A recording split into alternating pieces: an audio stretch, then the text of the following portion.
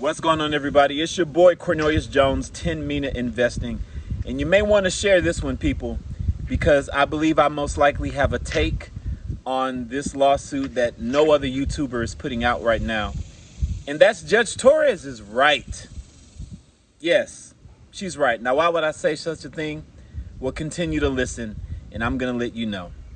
I woke up this morning to the news on X, just like everybody else, and was immediately frustrated and upset with Judge Torres. Couldn't believe it.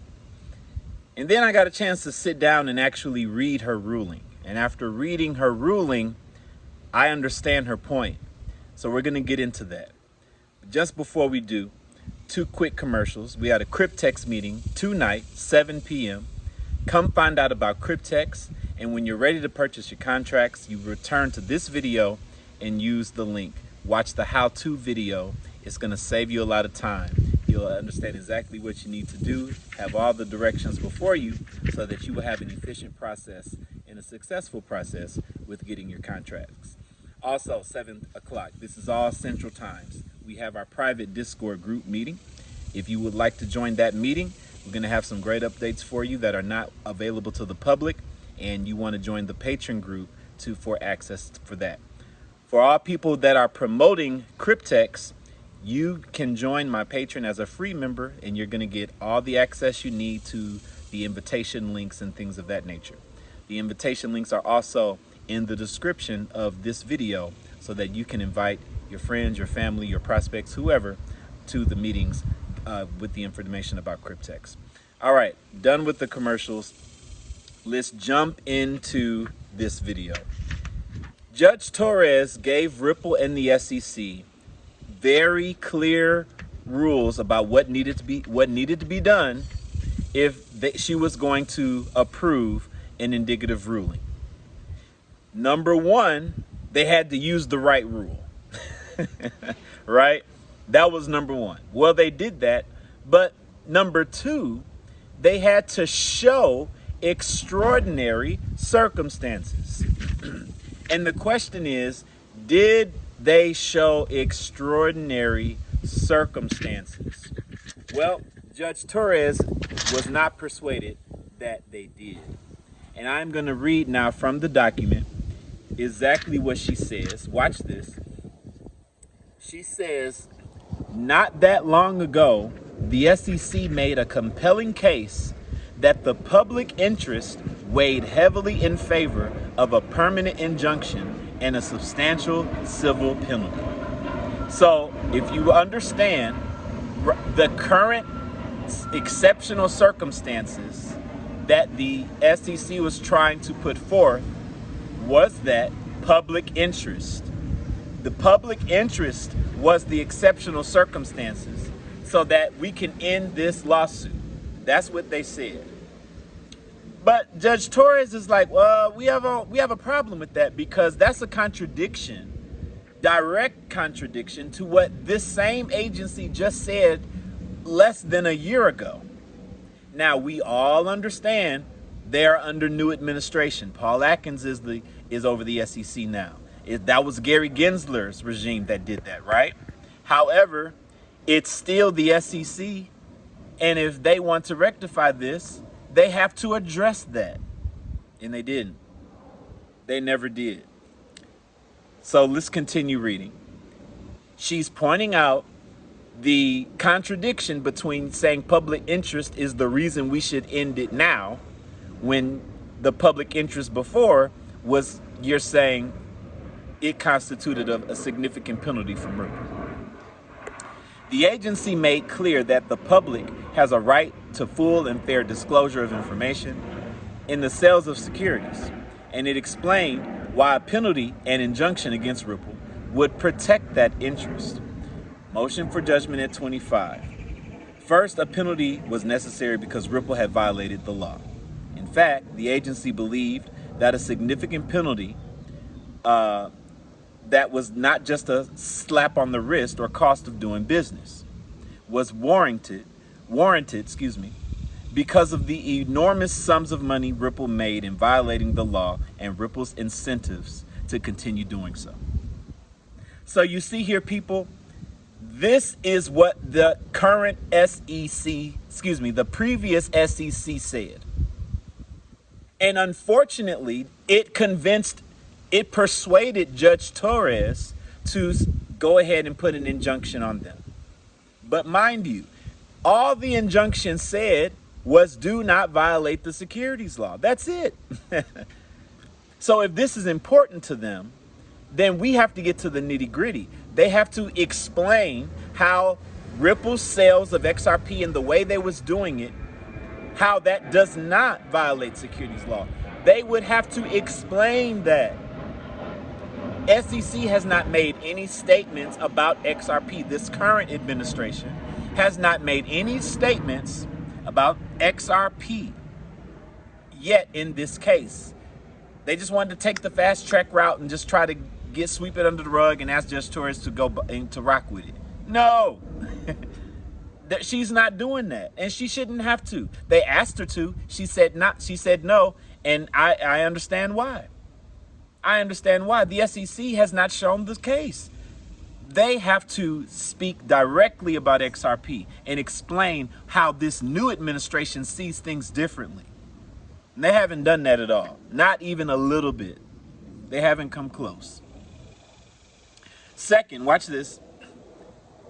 The SEC pressed for a permanent injunction because Ripple's misconduct was reckless and likely to continue. The agency claimed that Ripple had deliberately violated Securities Act for 8 straight years because it knew that registering institutional offerings of XRP would damage its business. And it likely continued to violate the law even after the court issued its summary judgment order. Ripple's conduct was so egregious, according to the SEC, that the agency fully expected Ripple to keep hidden the information that Section 5 requires be disclosed for the benefit of investors. In other words, all signs pointed to the likelihood that without an injunction, Ripple would continue to disregard the laws of Congress in a manner that would hurt investors. So if that's no longer how the SEC feels, why wouldn't they explain that? Fred Rispoli warned us. He told us that he wasn't confident about this going through. He said the SEC and Ripple needs to get on all fours and beg for the relief, right? Well, that begging is basically pointing out the exact extreme circumstances that require this. Isn't a switch in the power in the SEC and with new regime that has a totally different mindset on these assets that are in question, isn't that extraordinary circumstances? Of course it is, but they didn't want to touch it. Could it be they didn't want to touch it because they knew if the SEC had to come out and talk about XRP in a positive light, that would raise the price? Probably. That's what I think. That's speculative. But I think that's the case. They wanted to get around this without the SEC having to make some great statement about XRP. No. The SEC made that statement about Ethereum that made Ethereum go, went back when Bill Hinman made that statement. And now, since then, the SEC has just been shitting on the SEC has just been shitting on XRP this entire time, right? So now it's time for them to talk about XRP in a different light. That's what needed to happen, and it didn't happen. It didn't happen. All in all, the SEC asked the court to consider the severity and pervasiveness of Ripple's misconduct and the need to send a strong deterrent message to Ripple and others considering whether to raise capital by selling securities to the public in unregistered transactions. If companies can raise money with the ease to create and then turning it into billions of dollars without registering these transactions with the SEC and providing the requisite disclosures, the legal structure underpinning our financial markets will be jeopardized. Ultimately, the court granted in part the SEC's request for an injunction and a civil penalty because the court found that Ripple's willingness to push the boundaries of the summary judgment order evinces a likelihood that it would eventually, if it has not already, crossed the line. So, To help you understand this part, what are they talking about? They're talking about the way Ripple had restructured their sales of XRP to sell to institutions in a way that doesn't violate the securities law. But the judge called that, and the SEC called that, skating on the line, right? And so that's why they said if it hasn't already, in parentheses, because they're selling it a new way, and the judge hasn't ruled on this new way, but it's not the way that specific way the judge ruled on that said violated securities law. So they just went around a different way, and right? And so that's what they're talking about here. But the question at hand is that specific way, the way they had certain agreements with the institutions with their purchases, is that way, or in all the things that are involved in that, does that way violate securities law? That's the question. Yes or no? The judge says yes.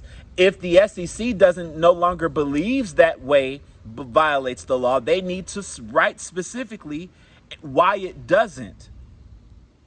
Gary Gensler already persuaded Judge Torres. She was persuaded that the way they were selling XRP violates the law. So how important is that to them? Do they have to be able to sell XRP in that specific way? Is it more about just getting the title of injunction wiped off of their record completely? I don't know. What's most important to them right now? Because at this point, if they want to end it today, they can. They just have to accept the penalty and accept the injunction and move forward. And that would end the lawsuit today.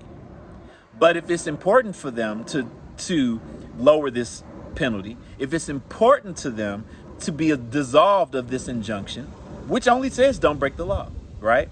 But again, what is breaking the law? That's the question.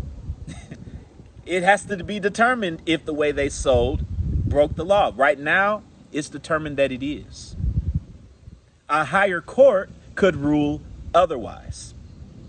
Is it worth it to Ripple to go to a higher court to be fully dissolved of all of this? Honestly, I hope that's the route they take. Me personally. We've waited this long. I'd rather Ripple and the XRP just have the highest regard, no injunction at all. Ripple, the way they were selling XRP, they can go back to selling XRP that exact same way. That's what I hope happens. I don't mind to wait a little bit longer after reading this. I'm all for it. You know why? Because legislation's not even here yet. It's coming, but it seems to me that there may be this ploy to kind of get legislation and the lawsuit done around the same time. I don't know that. That's speculative. But what I do know is that this stuff has to get, it has to get done, and it has to get done in the best way possible. And for XRP to not have any injunction with Ripple, for me, I think that's the best route. And it's worth the wait. It's going to be a slam dunk victory, especially if a victory is like that is coming from a ruling from a place like the Supreme Court. It would only make sense. It would only heighten it even more. It would only be even bigger when the announcement is finally made. It would only cause XRP to go even higher when the announcement is finally made. But that's long term. Sometimes you just got to zoom out, look at the big picture, and 10 years down the road, I'm very confident that we're going to look back on these days and say, you know what? Everything happened the way it was supposed to. But when you're facing these events and these events are right in front of you and surrounding you, right? Things can look worrisome. Things can be disappointing, right? I get all of that. But ladies and gentlemen, at the end of the day, I've said it already. The problem is the SEC has not fully shown the exceptional circumstances. And those exceptional circumstances are the obvious. It's the fact we have a new sheriff in town who sees these crypto assets, specifically XRP, differently. And until we hear from Atkins how he views XRP, this lawsuit ain't going nowhere. Unless they just accept the appeals, unless they drop the appeal and accept the penalty as is. That could happen, and the lawsuit would end today if they decide to do that. I doubt that's the route they take, though. I don't know. Gonna wait and see what happens. But what I will say is I'm not upset with Judge Torres. Not upset with Judge Torres. And I understand the SEC and Ripple. They tried to get this done in the quickest way possible. They tried to get it swept under the rug. They tried to convince Judge Torres, hey, the rest of the world wants this over now. We're in settlement, we're in agreement, and the public interest is there. Everybody, we just all want this over. Can you just go along with this, please? And Judge Torres was like, nope, we are going to stay procedurally proper. And we are going to, because when people go back in history and look at this, no one's going to be able to say that there was any funny business with Judge Torres. Had she accepted this, it would be an obvious contradiction in the dockets where the SEC is talking about one thing and now they're saying something completely different, not offering any explanation. The fact that it's a new person and we all see that, you still have to offer the explanation. They still have to tell us why the old administration got it wrong. And they never did that. They got to do the work. It's time for the SEC to do the real work. In this next court, the SEC needs to speak up and explain how the last administration got it wrong. That's what needs to happen. We'll see if they continue. I hope Ripple keeps their appeal and the SEC drops theirs, or maybe they both keep it. It doesn't really matter, honestly. They're both on the same page. If they keep the appeals going and take it to the higher court, we can get the full clarity that we want for XRP with no misunderstandings.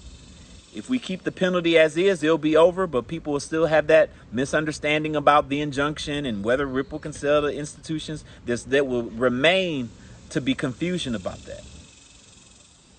So we wait. We see what happens. In the meantime, people, don't get shaken out. XRP is dropping on this news as you would expect. But for us XRP OGs, this ain't nothing. This ain't nothing new. That coil in the spring is just being pressed down further and further and further, people. And today that coil has been pressed down even further. That there's going to be a day when this lawsuit does end, even if it's at the Supreme Court level. The longer it takes, the more that coil gets pressed down. And when it is over, the higher that thing is going to shoot up. It's all part of the process, people. It's going to take time. It's been taking time, and it's going to take some more time. These things will be over. They will conclude. It feels like it's never going to end now when you're looking at the circumstances around you. But when you zoom out, when you take a bird's eye view, you see that things are just, the world events are coming together exactly how they played, exactly how they want them to play out. It's going to play out, and when it does, we will enter into a new monetary system where digital assets have a functional role and are being held by the central banks and being used by the central banks. And for those of us who have XRP now, we will be heavily rewarded in the future. So stay positive, my people. Stay positive. I'm going to see you guys on the next video. This your boy Cornelius Jones, 10 minute investing. Gonna holler at you guys on the next one. Be blessed and have a good one.